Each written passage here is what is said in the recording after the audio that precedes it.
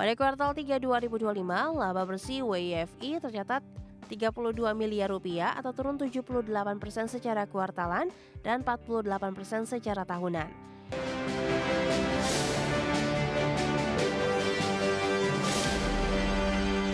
PT Solusi Sinergi Digital Tbk atau Surge mengalami tekanan profitabilitas seiring fase ekspansi agresif pengembangan jaringan internet di berbagai wilayah Indonesia. Meski laba tertekan, manajemen menegaskan penurunan kinerja bersifat sementara dan merupakan bagian dari strategi pertumbuhan jangka panjang. PT Solusi Sinergi Digital Tbk atau Surge atau WIFI mengalami tekanan profitabilitas seiring fase ekspansi agresif pengembangan jaringan internet di berbagai wilayah Indonesia. Pada kuartal 3 2025, laba bersih WIFI tercatat 32 miliar rupiah atau turun 78% secara kuartalan dan 48% secara tahunan. Kenaikan beban bunga seiring ekspansi tercermin dari lonjakan utang obligasi menjadi 2,5 triliun rupiah per 30 September 2025 dari sebelumnya 600 miliar rupiah. Seiring hal tersebut, total aset perseroan juga meningkat signifikan menjadi 12,5 triliun rupiah. Selain itu, pasar bereaksi negatif terhadap laporan keuangan terbaru dengan saham WIFI turun 15% ke level Rp3.620 per saham pada penutupan akhir pekan lalu. Meski demikian, sejak awal tahun saham ini masih mencatatkan lonjakan hingga 783%. Manajemen menilai koreksi harga saham bersifat wajar dan mencerminkan tekanan jangka pendek di fase pertumbuhan. Adapun manajemen menegaskan kenaikan beban bunga merupakan biaya pertumbuhan atau cost of growth untuk mematangkan infrastruktur jaringan baru. WIFI terus memperluas ekspansi termasuk setelah memenangkan lelang frekuensi 2,4 GHz dan rencana ekspansi ke Pulau Sumatera. Perseroan juga telah mengamankan mitra strategis jangka panjang dari Jepang, NTT East, dan diyakini menjadi katalis pertumbuhan dalam 6 hingga 12 bulan ke depan. Berbagai sumber, IDEX Channel.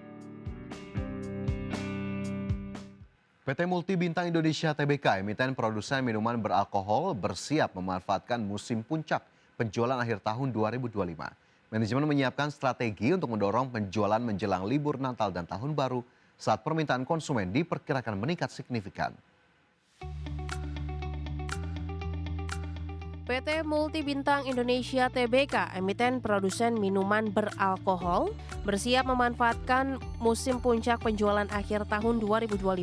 Perseroan mengatakan momen libur panjang Nataru menjadi peluang penting bagi pengusaha untuk memperkuat posisi merek dan memastikan ketersediaan produk di pasar.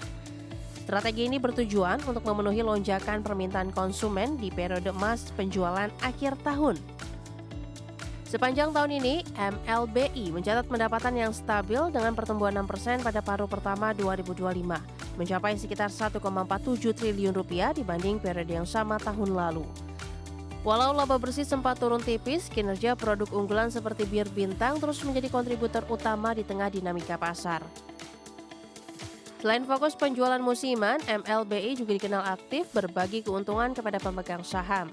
Tahun ini perusahaan sudah menebar dividen interim senilai lebih dari 400 miliar rupiah, mencerminkan komitmen pada pemegang saham di tengah persaingan industri minuman olahan.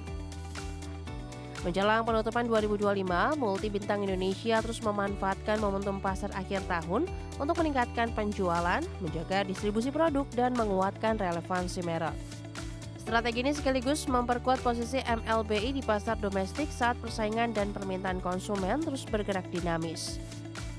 Berbagai sumber, IDEX Channel. Otoritas Jasa Keuangan mencatat total laporan terkait pinjaman online ilegal mencapai 18.633 laporan sejak 1 Januari 2025 hingga 30 November 2025. Dari total laporan itu, OJK menyebut kalangan usia 26 sampai 35 tahun paling banyak terjerat pinjol ilegal. Data Satuan Tugas Pemberantasan Aktivitas Keuangan Ilegal mencatat total laporan terkait pinjaman online ilegal mencapai 18.633 laporan sejak 1 Januari 2025 hingga 30 November 2025. Kepala Eksekutif Pengawas Perilaku Pelaku Usaha Jasa Keuangan Edukasi dan Pelindungan Konsumen OJK Frederika Widyasari Dewi mengatakan, dari total laporan itu, Otoritas Jasa Keuangan menyebut kalangan usia 26 tahun sampai 35 tahun paling banyak terjerat pinjol ilegal. Menurut Frederica, penyebab masyarakat termasuk generasi muda masih banyak memilih pinjaman online ilegal, tak terlepas dari kebutuhan dan keinginan yang mendesak. Untuk anak muda, kemungkinan karena adanya keinginan konsumtif. Sedangkan pelapor dengan rentang usia 26 tahun ke atas sampai dengan 35 tahun, ada 7.211 laporan atau 38,7% dari total laporan. Apa sih penyebabnya ya? Kenapa masyarakat juga generasi muda itu banyak memilih pinjaman online ilegal? Yang pertama adalah kebutuhan dan keinginan yang mendesak ya. Kalau anak-anak muda ini kemungkinan juga karena konsumtif dan lain-lain. Dan pinjaman online ilegal ini menjadi opsi yang menawarkan akses yang cepat gitu ya. Dan cenderung tanpa syarat yang rumit sehingga tampak sebagai solusi yang dibutuhkan. Frederica menambahkan penyebab lainnya yakni adanya kemudahan akses dan penggunaan teknologi. Menurut Frederica, modus pelaku penipuan pinjol ilegal dengan menggunakan teknologi pada berbagai situs daring, serta pendekatan yang persuasif kepada masyarakat, tanpa memperhatikan legal dan ekologisnya menjadi celah yang mudah bagi pelaku pinjol ilegal untuk menawarkan pinjaman. Tim Liputan IDX. Jelang Natal dan Tahun Baru, pemirsa Bandara Soekarno-Hatta menggelar apel pasukan dalam menyiagakan keamanan dengan melibatkan belasan ribu petugas. Bahkan Angkasa Pura Indonesia memprediksi momen libur Nataru tahun ini akan ada peningkatan dari sisi jumlah penumpang sebanyak 14,1% atau 195 ribu orang jika dibanding hari biasa.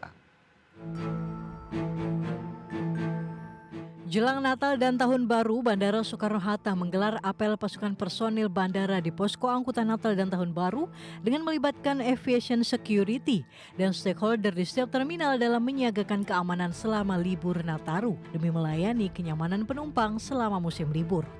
Adapun keamanan akan disiagakan mulai dari arus lalu lintas di bandara hingga pelayanan penumpang di area counter check-in pesawat. General Manager Bandara Suta Heru Karyadi mengatakan ada sekitar 11.500 lebih personil bandara, naik 4,6% atau ditambah sekitar 160 orang persib personil diterjunkan selama Natal dan Tahun Baru. Tak hanya itu, jelang Natal dan Tahun Baru, lonjakan pergerakan penumpang diprediksi naik 14,1% atau 195 ribu orang pada puncak Natal dan Tahun Baru dibanding tahun lalu. Diikuti juga dengan pergerakan jumlah pesawat yang mengalami peningkatan 15,5% atau sebanyak 1.146 penerbangan baik domestik maupun internasional. Sementara itu, destinasi favorit rute tujuan domestik yaitu Denpasar, Kuala Namu, dan Ujung Pandang. Sedangkan untuk rute internasional yaitu Singapura, Malaysia, dan Jeddah.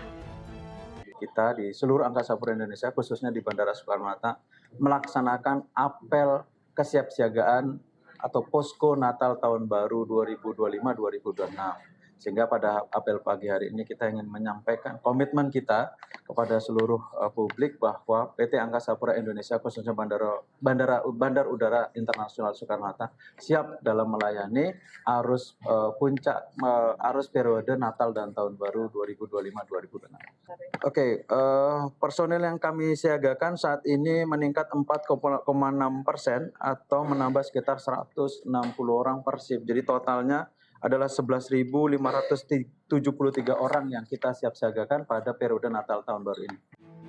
Berdasarkan data pengelola bandara menjelang Nataru, sejumlah pihak maskapai telah mengajukan jadwal penerbangan tambahan dengan rincian 688 penerbangan yang terdiri dari 375 kedatangan dan 313 keberangkatan. Dari Tangerang, Banten, Hasnugara, IDX Channel.